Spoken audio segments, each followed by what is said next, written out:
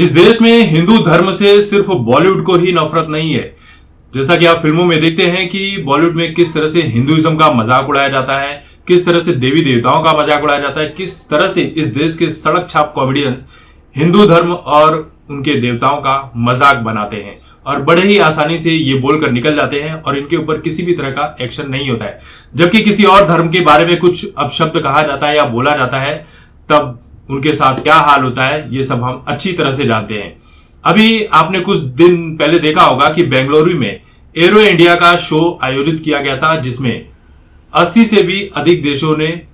वहां पर हिस्सा लिया हुआ है। 800 से भी अधिक कंपनियां इस इवेंट में पार्टिसिपेट की हुई हैं, जहां पर तरह तरह के लड़ाकू विमान और हथियारों का प्रदर्शन किया गया था। प्रधानमंत्री नरेंद्र मोदी जी ने भी इस शो को उद्घाटन करने का काम किया था और इसी दौरान आपको HLFT-42 जो ये ट्रेनिंग लड़ाकू विमान है, इसके ऊपर हनुमान जी की एक तस्वीर अंकित थी जो हाथ में गदा लेकर उड़ते हुए दिखाई पड़ रही थी और नीचे एक लाइन लिखी हुई थी, द स्टॉर्म इज कमिंग, यानी कि तूफान आ रहा है। सोशल मीडिया पर यह तस्वीर बहुत ज्यादा वायरल हुई और हिंदू धर्म से जुड़े हुए लोगों ने काफी गौरवान्वित महसूस किया था, लेकिन उनका जो गौरवान्वित करने का ये क्षण था बहुत ज्यादा दिनों तक नहीं रहा। दूसरे ही दिन उस तस्वीर को HAL यानी कि हिंदुस्तान एरोनॉटिक्स लिमिटेड ने हटा दी, क्योंकि इस देश में बहुत ज्यादा लोगों को उस तस्वीर से प्रॉब्लम होने लगी, उन्हें मिर्गी के दौरे पड़ने लगे, उन्हें यह लगने लगा कि कैसे एक लड़ाकू विमान के ऊपर, जहां पर एक सेकुलर देश है, वहां पर सिर्फ हिंदू धर्म को ही प्रमोट क्यों किया जा रहा है, जिसके चलते बाद में इस तस्वीर को वहां से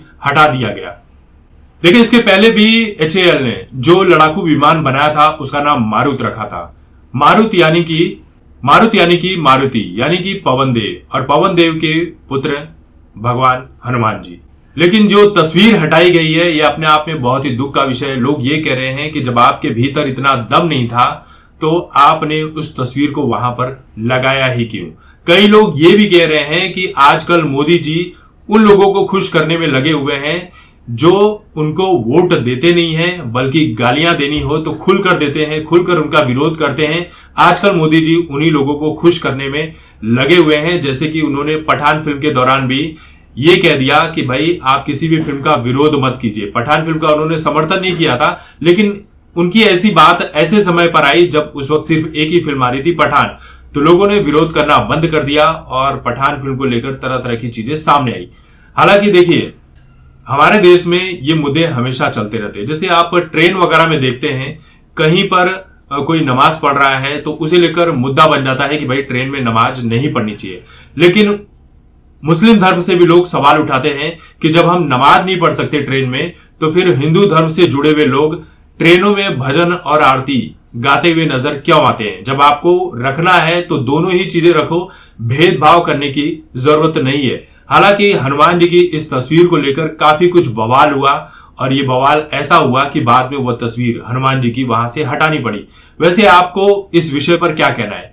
अगर वहां पर हनुमान जी की तस्वीर है तो क्या दूसरे धर्म के प्रतीक चिन्ह जो है उन्हें भी क्या वहां लगाया जाना चाहिए या नहीं लगाया जाना चाहिए, या फिर जिस हिसाब से उस विमान का नाम रखा गया था, जैसे मारुत रखा गया, या हनुमान जी को आधार मानकर, प्रेरणा मानकर जिस तरह से हनुमान जी की वह तस्वीर वहां पर लगाई गई थी उसी तरह से लगाई जानी चाहिए थी, या क्या प्रॉब्लम हो सकती है,